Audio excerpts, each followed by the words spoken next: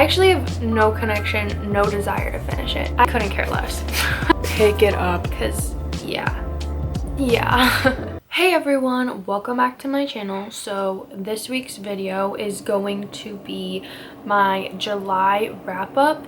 Now, if I'm not mistaken, I think I've read 13 books this month. It gets worse and worse as we go on. I can't believe it because this is definitely my biggest reading year ever, and you know, part of it is because that's all I've been doing, but also just like kind of crazy in general, even if it's the only thing I've been doing. But let's just get into it because we have a lot of books to go over.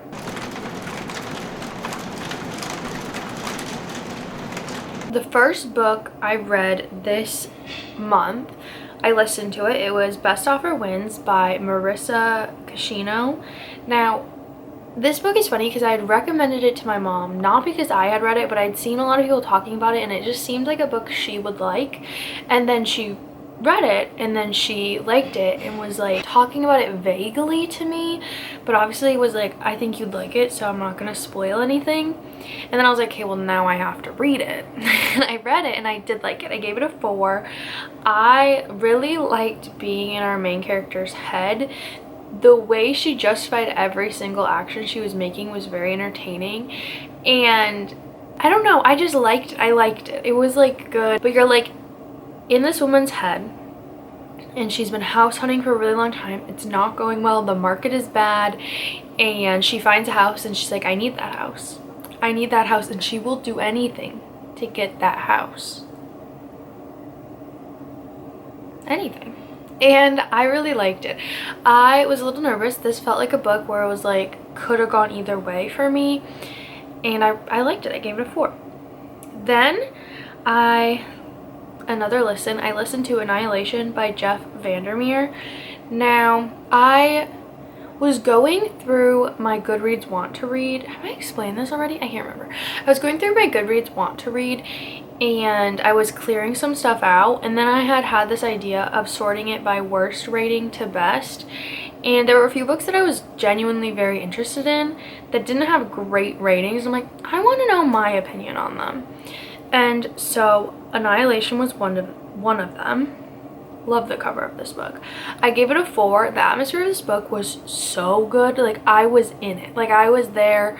I think the writing for that was done so well, and just like the eerie vibe, and you didn't really know what was happening. It made me feel, this is gonna sound crazy because they're not alike at all. It made me feel similarly to how I felt to I Who Have Never Known Men. Just the way the atmosphere was, and like you don't know anything and you're like, what the hell is happening? And yeah, the only reason it didn't get a 5 is because the ending fell a little flat for me. I was a little confused by what was happening, but yeah. Then another book on my after I sorted it by worst is The Grip of It by Yamek. Now, this is a book I had just picked up on like a table at Barnes & Noble, and the back sounded really interesting to me, and I was like, I will like get that someday at the library or something. And I decided I was going to listen to it. I gave it a 4.5. I really liked it. Now, this is a book that has very mixed reviews. People either hate it or they love it. It follows, oh, I didn't explain Annihilation. So in Annihilation, the concept is basically there's this world, this place in the world where people used to live, and then something happened, people could no longer live there, and now they've sent like multiple missions, and this is following like the 8th mission or something. And so these people are going in with little to no information, and they're supposed to be like writing down what's happening. Okay, The Grip of It follows a couple who is having a little bit of turmoil, and it deals with addiction, and they move into this house away from the city, and so they can have this bigger, nicer house because they're not living in the city, and creepy things start happening, like weird things are happening, and it follows like there's discussions on like this breakdown of the relationship, but also like it's creepy. Like, it freaked me out. Like, there were times that it actually freaked me out, and there's not been many horror books where I've like actually felt freaked out. And I really liked it. The only that it got half a star off because there was just one part near the end where I was a little like, you're losing me. I'm falling out of like being in the story. Okay. Then, and you're gonna see in a second why I'd listened to so many books in a row. Then I listened to The Cheerleaders by Kara Thomas. Now this is another book I had on my Goodreads for a long time. And originally I probably put it on because I did cheer. Like, that's literally it.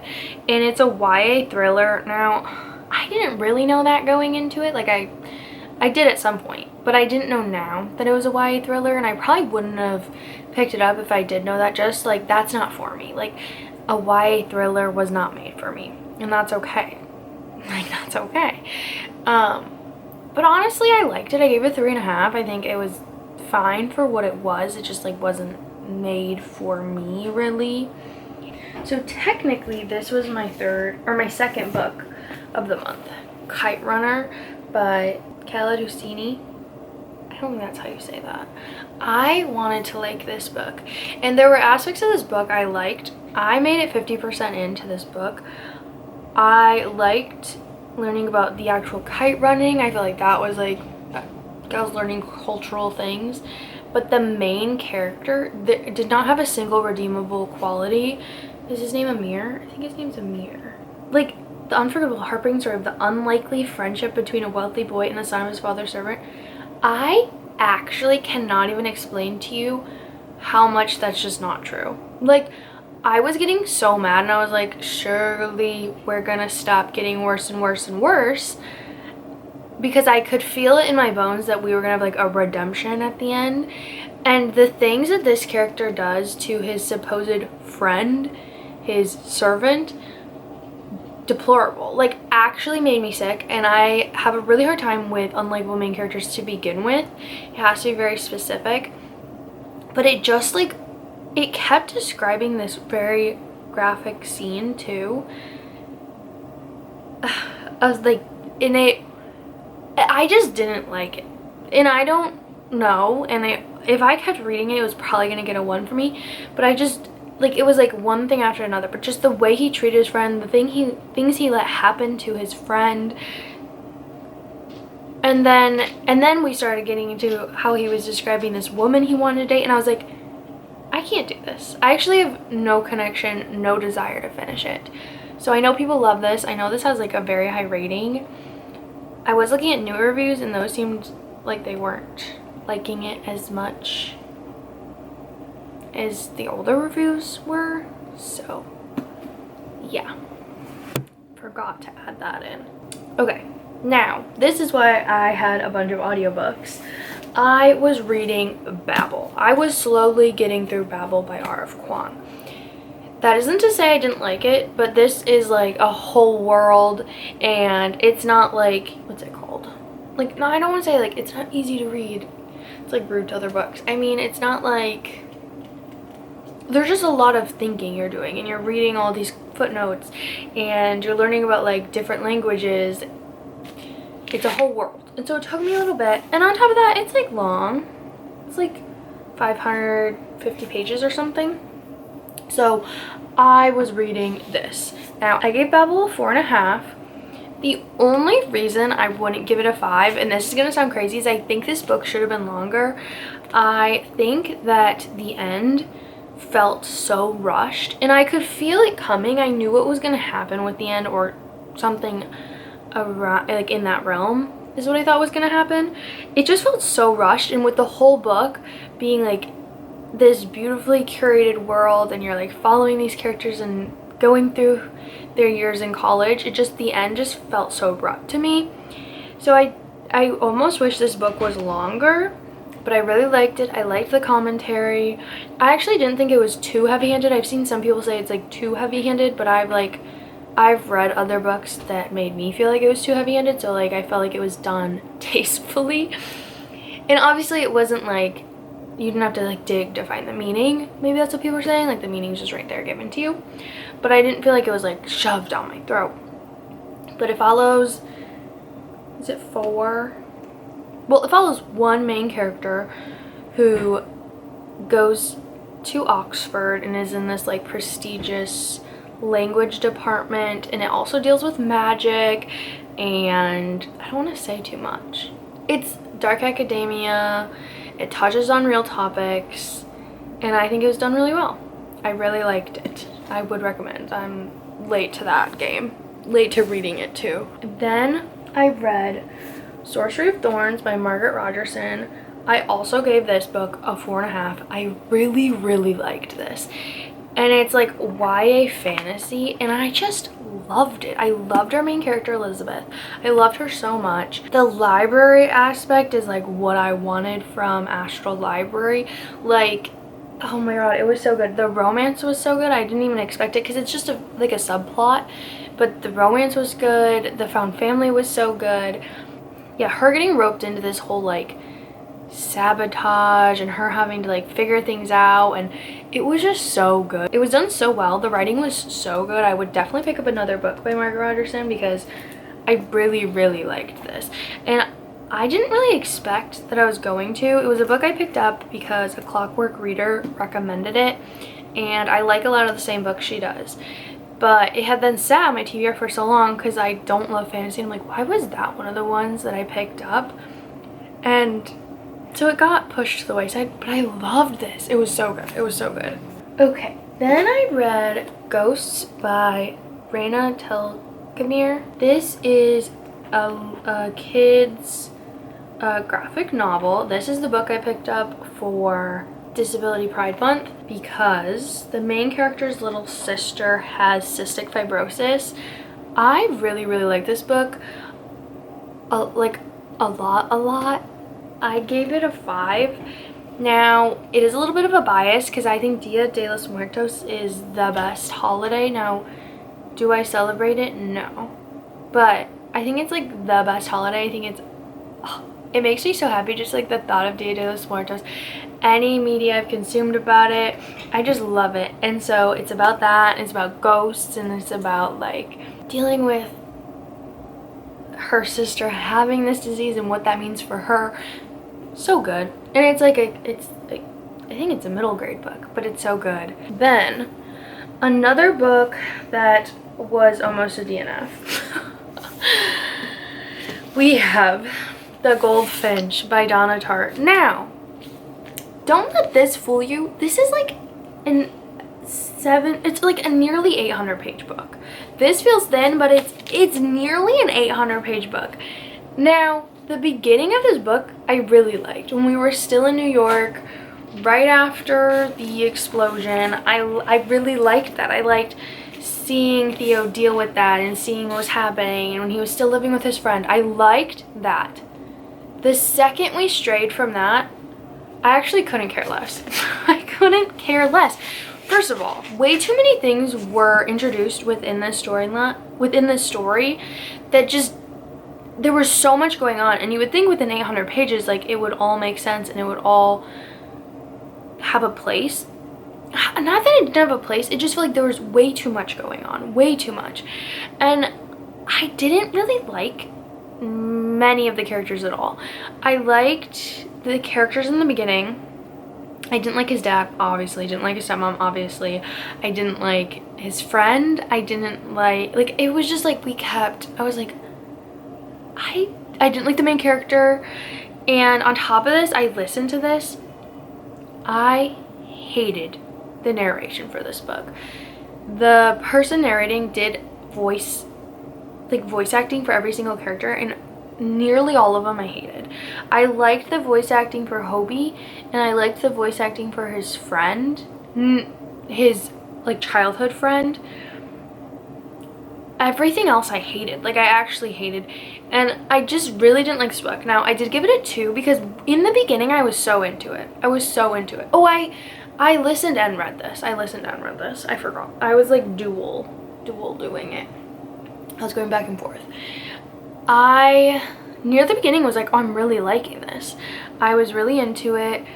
I felt like, okay, I get it. Like, I get why people like this book. I'm feeling the same like the Donna Tartt writing that I liked in The Secret History. And it just all fell flat the second his dad was introduced, and it all went to shit. And I know that that like was kind of the commentary, but also it just felt like on top of everything, the kid was making the worst decisions possible. And you follow him through like his whole life. I actually couldn't stand it.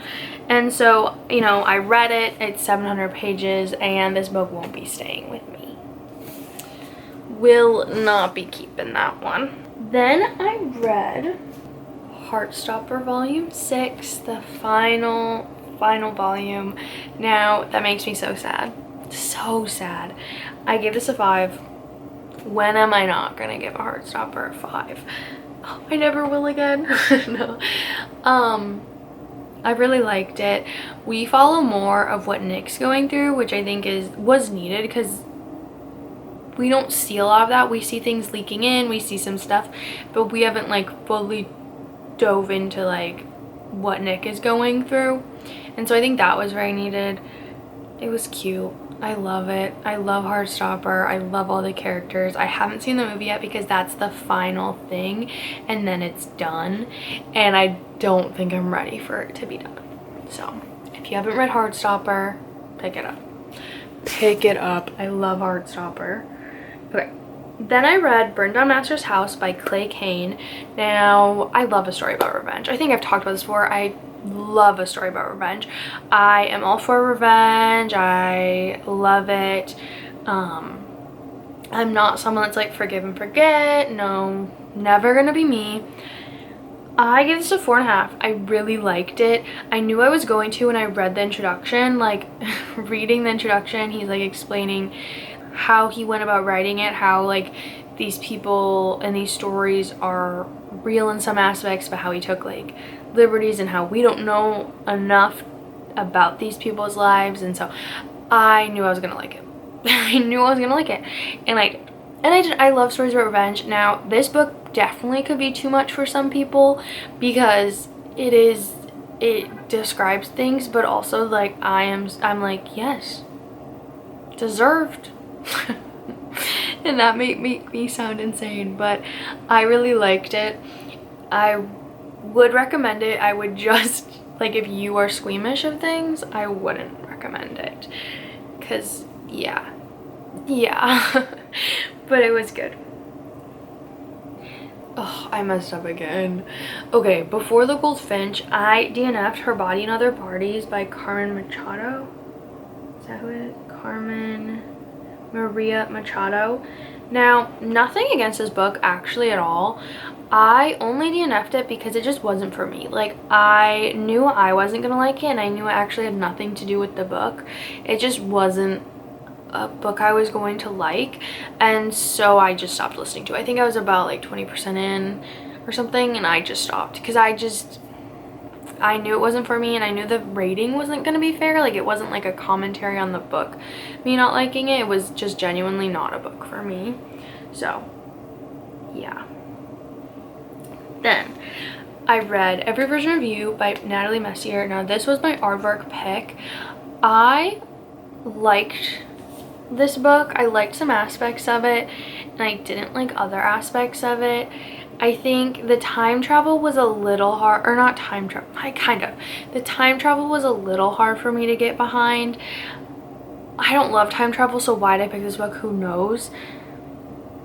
I really hated the third act breakup, like tremendously hated the third act breakup, but I did like the dynamics, and I liked the growth that the characters in this story had.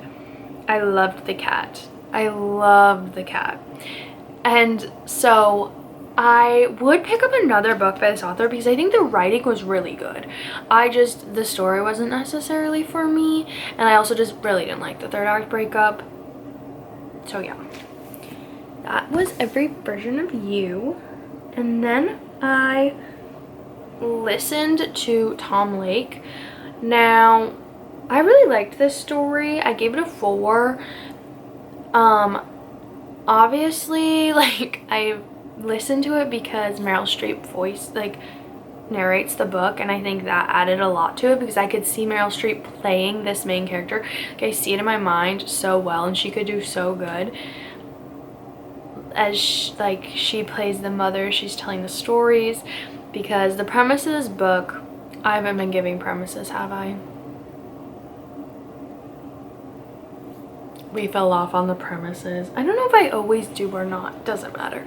The premise of this book is it takes place during COVID, and this mom is telling her story of when she was in the play Tom Lake to her 3 daughters who are grown, but they came home because of COVID. So we go back and forth by being in the present and being in the past, and I think I really like it. I was really drawn into the story. There was just one conversation, and it had gotten brought up, or when it happened I was like, okay, like this is a valid reaction, but the way it ended was like almost being like, no, I'm right about it. And it was just such a weird thing to like, and I know people do it, it was just such a weird thing. It was, if you've read the book, you probably know what I'm talking about. It was just such a weird thing to like take that stance. I felt like almost the author was taking that stance, and it was like like her daughter was like 28 or something. Like, I think she knows the decision she's making. So I didn't love that aspect, and that's why it got bumped down one. But the atmosphere, it gave me similar vibes to like a Taylor Jenkins Reid book. Like I was in it. I was in the story, and I was in her story. Like I was very, what is the word I'm thinking of? I'll put it here if I can think of it. Then I read Just for the Summer by Abby Jimenez. I did in fact read this book to get one of my Goodreads bookmarks, I'm not gonna lie, but people have recommended this book to me. My therapist had recommended this book to me. My mom's roommate at work had recommended this book. So this is my first Abby Jimenez book, and I will say, I'll put it out there because this has a high rating on Goodreads. I gave it a 3. What to say without giving too much about my own life?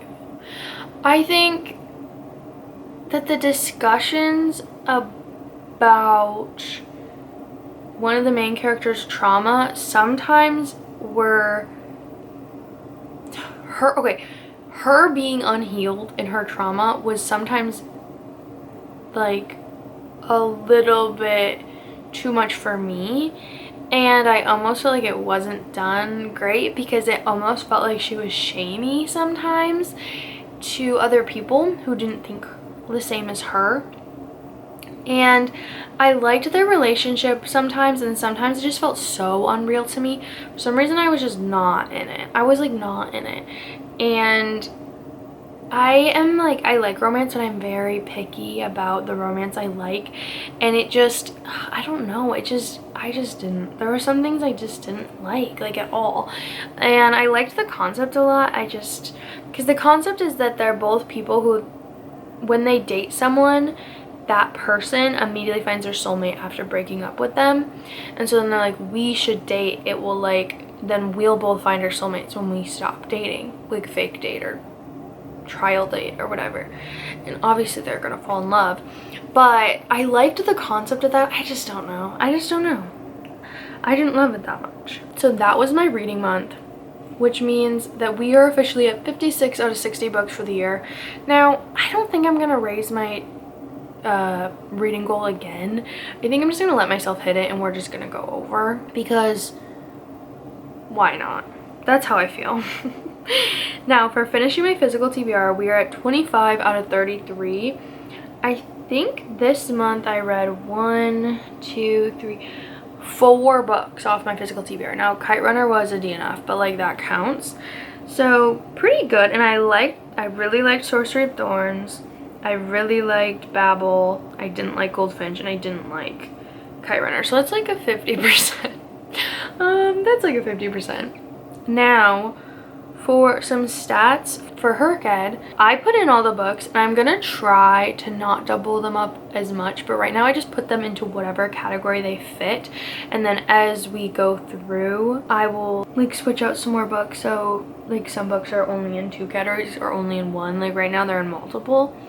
So just going through everything. I have my Heritage Month one, which was Ghost, obviously. For titular counting, I have technically 4 of them because I have Annihilation for 1, The Cheerleaders for 2, Best Offer Wins for 3, and The Grip of It for 4. Now, I'm trying to think. I definitely have those in other ones. Read the Rainbow. The only one I put in is Heartstopper for green because I'm gonna go for like the cover being basically that whole cover. For animal families, I technically could have them all because every version of you has a cat on it. Goldfinch has a goldfinch, and Just for the Summer has a dog. Seasonal reads, Just for the Summer. BIPOC authors, I have 3, but there technically could be more. I didn't like do a deep dive, honestly, but R.F. Kuang, Clay Kane, and Natalie Messier. By the 100s, I have, I think Annihilations was like 190. Grip of It was like 2 something. Goldfinches for the 600 plus one. Babel was 500, that's 4. What other one was there?